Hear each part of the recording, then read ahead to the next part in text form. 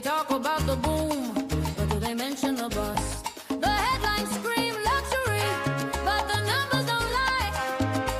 It's time to look the market straight in the eye. Welcome to the Miami Condo Exchange, where we break down the price, the scope, and the range.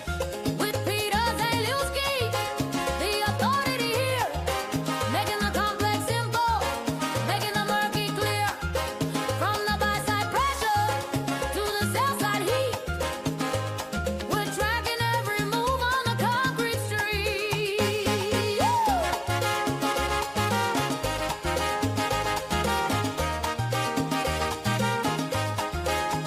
We got the data, the stats, the metrics you need.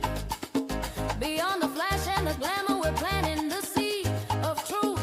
We analyze the trends, we map out the spread. Is it vintage charm or a money pit trap? We're looking at the analytics, closing the gap. Past performance, present shock, future prediction. Separating hard reality from the friction of fiction. No sugarcoating, no fluff, no disguise. Just the raw condo numbers right before your eyes. South Florida is shifting, the tides start to turn. If you don't know the math, you're gonna get burned. Yeah, this is the Miami Condo Exchange. Welcome to the Miami Condo Exchange, where we break down the price, the scope, and the range. With Peter Zalewski, keeping it real, digging deep in the dirt of every single deal. From the buy side pressure to the sell side heat, the only podcast you need on the Miami street. Hey.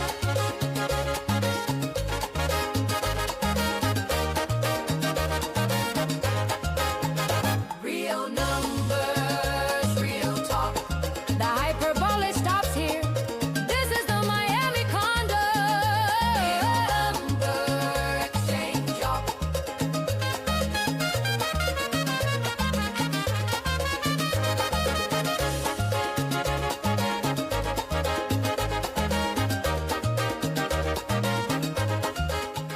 Happy Tuesday, Miami. This is the Miami Condo Exchange. It is a 1-hour podcast that deals with condo metrics, data, statistics, and trends. We're going to be talking about a whole variety of different topics today related to what's going on statistically in the Tri-County, South Florida condo market. And Tri-County is made up of Miami-Dade, Broward, Palm Beach County. I'm Peter Zalewski. I'm a condo consultant. I'm an expert witness. I'm also the founder of the Miami Condo Investing Club. So if you were out there in the marketplace and you're looking for straightforward condo information, no sugarcoating, none of this convention and visitor bureau or chamber of commerce type of stuff, give consideration to joining the Miami Condo Investing Club. The website is miamicondo.club. What we do with the club is we collect all kind of data, we analyze it, and then we give you some sort of analysis as to what's going on in the marketplace. In addition to that, we do a monthly meeting. And that monthly meeting is basically it's an hour long. It's always held on the second Wednesday of every month. I lay out where we are in the condo market, where we were, and more importantly, where are we going. And also, too, we do a monthly meetup where you have an opportunity to get together with other club members and basically talk shop, pitch your services, and get to know other people who are kind of playing the market. The common denominator in all of this is condos, condos, condos, condos. Many of the organizations that are out there right now, they deal primarily with single-family houses or maybe multifamily, but everybody avoids condos. They say it's too complicated. They say it's too costly. They say they don't want to deal with the condo commandos. Well, that's what we love. That's what we've been tracking. That's what we follow. And that is basically the premise of the Miami Condo Investing Club. And one of the things we do is we do a weekday podcast every weekday, Monday through Friday at 4 o'clock, in which I am dealing with a different condo subject each and every month. Excuse me, each and every week, or each and every day, actually. Yesterday, for instance, I did our Miami Condo Monday podcast. Did it with my partner, Jenny Huertas from CVR Realty. We brought on an economist who's over with airdna.co, and he was talking about short-term rental market. He was talking about the 2026 outlook. What was going to be going on in the short-term rental market? Why would you care about short-term rentals? Well, if you were a condo investor and maybe you're not getting the rent you need on a 1 year, 12-month type of lease, Some people go short term, and if you go short term, you tend to get a little bit more money because, as we all know, the smaller you buy, the more you pay. The more you buy, the less you pay, and that's kind of the scenario. So that's kind of the purpose of the Miami Condo Investing Club, is to give you all kinds of information, basically to equip you to go out there and be able to do whatever it is you want to do in the condo market. And one final tidbit about the club, we did tours. I'm doing a walking tour this Saturday. It's going to be the 27th of December. We're going to spend about 3 hours. We're going to walk in and around the Brickell Avenue area of Greater Downtown Miami. There's about 100 condo projects and about 29,000 units. I'm going to give everybody a handout as to all the condo buildings that exist within that particular region, which is going to be the Eddie Reckenbacher Causeway to the south, going all the way north to the Miami River. Then it'll be Biscayne Bay to the east and Interstate 95 to the west. We'll teach you how to analyze condo buildings. We'll tell you stories about the marketplace. We'll give you all kind of tips, pointers. You'll get some steps in. Like I said, it's about a 4-mile walk or so, 3 hours at a moderate pace. And then most importantly, you'll walk away feeling as if you understand kind of what's going on in the marketplace. I've been tracking the condo market for 30 years or so. So very focused on it, very, I don't know. I love the market. I love to be able to follow statistics. It's one of the most dynamic markets that I've seen in South Florida and potentially even the United States. I've seen condo markets all over the world, whether it be Dubai, over in the United Arab Emirates, or it be Mumbai over in India. I've been to some condo markets that are just blowing up, and there's all kinds of product. But I will tell you, what we're doing here in South Florida is very unique. I'd almost put it on par with what you see over in Silicon Valley as it relates to technology. So Silicon Valley does technology, South Florida does condos. And that's what leads us to the Miami Condo Exchange. You might be wondering, what the hell is the Miami Condo Exchange? What is it all about? Well, it's real simple. When I look at the condo market and I look at South Florida, I basically see a big line separating the two markets, and that line is Interstate 95. If you go east of Interstate 95, in my mind, that is like a condo trading pit. And when you're west of Interstate 95, those are kind of real people. So west of 95, how much do diapers cost? How much is milk? How much is gasoline, car insurance? When you're east of 95, these people tend to be speculators. They tend to come in with a horizon. Maybe it's 3, 5, 7 years. And they're playing the game, not for the American dream and a family of 4 and a dog. More so, let me get in at a time when nobody's buying at a cheap price, and let me sell when everybody's buying, and I can get a maximum type of price. So if you take that perspective to the market, it might make a little bit of sense. So what we're going to do in today's podcast of the Miami Condo Exchange, and again, we're looking at the market as a trading pit or as a effectively from a data perspective. We're clearing out the emotions. We're looking at what basically are the statistics saying. What we're going to talk about today is we're going to talk about how on a week-over-week basis, we saw a 5.4% drop in our South Florida Condo Cliff Index. What is the Condo Cliff Index? It is a combination of active listings and pending sales, and we measure what's going on. We run it through our little formula. It spits out a number, and from that number, we're able to basically track it. And we've been tracking it. The market, this is 51 weeks in now. We started on January the 1st. We're virtually at the end of the year. As we all know, we're going to be celebrating the holidays very quickly. And then when we get into 2026, it's all going to sort of start over again. So basically for the last year, we've been pulling all of these statistics so we can compare apples to apples, what's going on in the Tri-County South Florida market. Ultimately, we're looking at 23 markets of South Florida, both on the overall side as well as the vintage side. What is vintage? Those are the condo buildings that are at least 30 years old. Why is 30 years such a big deal? Well, because of the Surfside collapse back in June of 2021, when nearly 100 people died and $1 billion settlement was paid out to the families of victims, a bunch of stuff changed. And many of the changes were basically, I'd say, encouraged by the insurance industry, because insurance companies don't want to, they don't want to insure something they don't understand exactly what's going on. So some of the changes we saw, some of the massive changes we saw, were effectively the necessity or the mandating of inspections. Every 10 years going forward, condo associations have to do a structural integrity reserve study.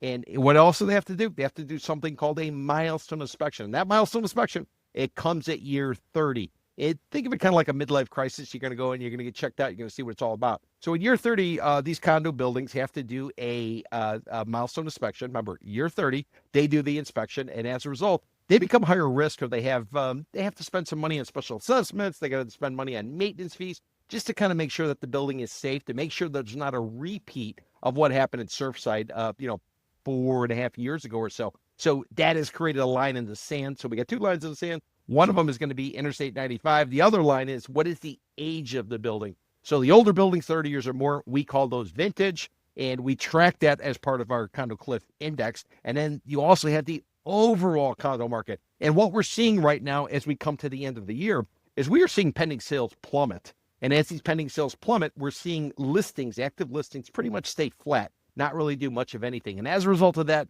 you were seeing across the board drops in all three of the counties of the South Florida market. So you got Miami-Dade County to the south, you got Broward County to the center, and ultimately to the north, you're going to have Palm Beach County. And then if you look at South Florida in general, you're going to see that it has fallen.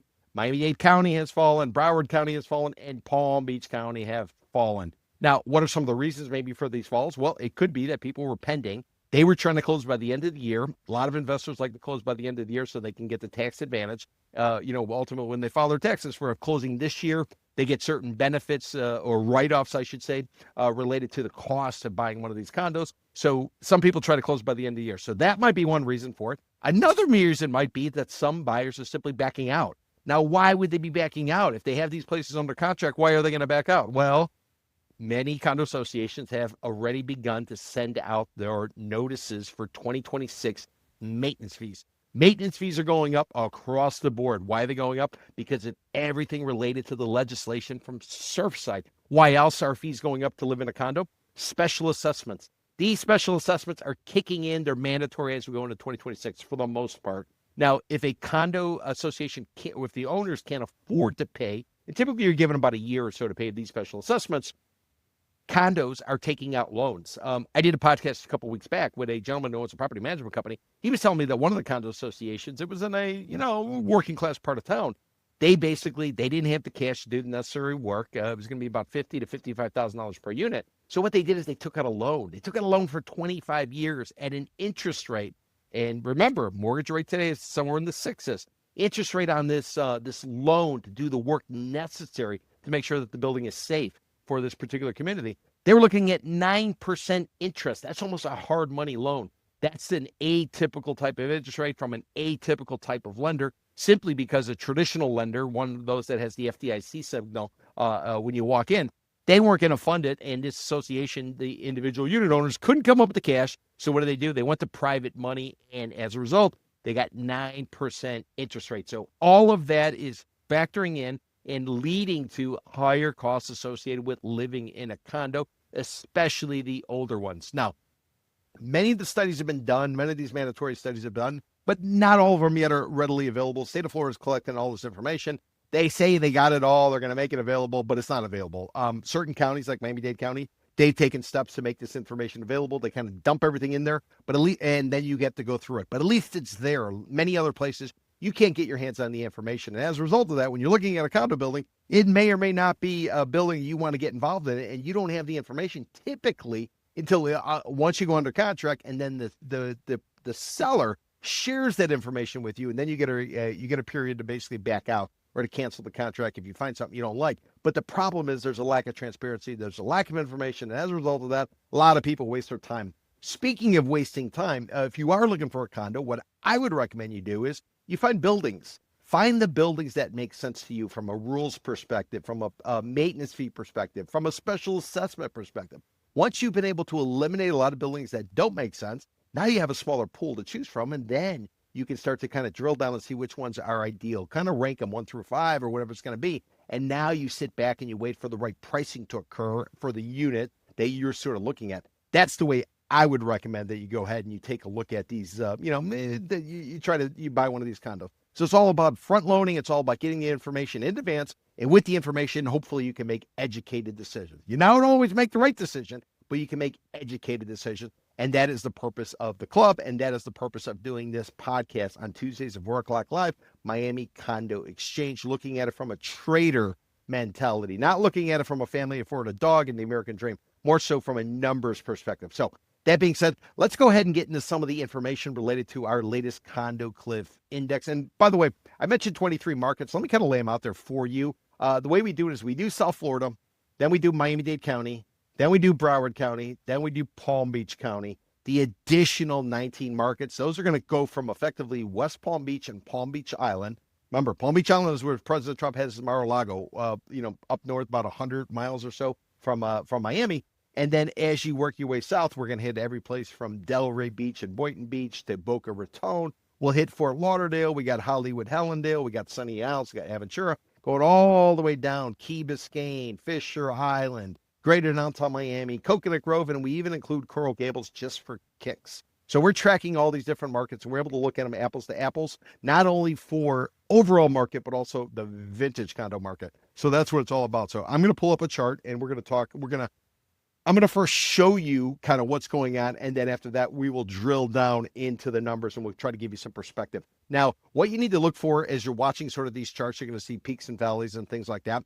Typically, the stronger the market is, the seller has the advantage, and the weaker the market is, the buyer has the advantage. So how do you kind of use this information from the Condo Cliff Index? Well, it's simple. If you're in a market that's overperforming or doing well, you as a listing agent, or maybe you as a seller, you got a better chance of kind of getting closer to the price you want. Now, if you're in a market that's the opposite, chances are you're going to have to negotiate down significantly in order to kind of get the unit out of the door, keeping in mind that we have an oversupply of units. We're in a hardcore buyer's market, keeping in mind that transactions have slowed, keeping in mind that there's a lot of concern out there that the market is getting ready to correct. It was interesting. We did an analysis probably about a month ago or so, and we looked at the numbers where we are today, which is plummeting sales and prices still rising. One of the reasons they're rising, I would argue, is top-heavy transactions. Very expensive units are trading at discounts because there's fewer units. That's ultimately propping up the overall price or the average, while the median price, which is the one right in the middle, is actually falling. So it's something to definitely watch out for. It's something to be aware of. But those are some of sort of the big picture. So let's go ahead. We're going to get into the charts. Remember, if it's going up, that means it's better for a seller and worse for a buyer. If it's going down, that means a buyer has the advantage and the seller could get crushed. So that's the way you need to kind of watch for it. And this is done on a week-over-week basis, done every Tuesday, and it coincides with me doing these podcasts on Tuesday. Remember, Miami Condo Exchange, 4 o'clock every Tuesday. So that being said, let me go ahead and pull up my chart so everybody can see it in all its glory. Where are you, chart? Here we go. And we're pulling it up right now. There we go. People can see it. Hopefully you can see it. You don't have a problem. Let me rearrange my layout so you can see me. I know that's probably a high priority of everybody's. There we go. Now you see me and you see the chart. So what we're looking at here is ultimately going to be the South Florida overall Condo Cliff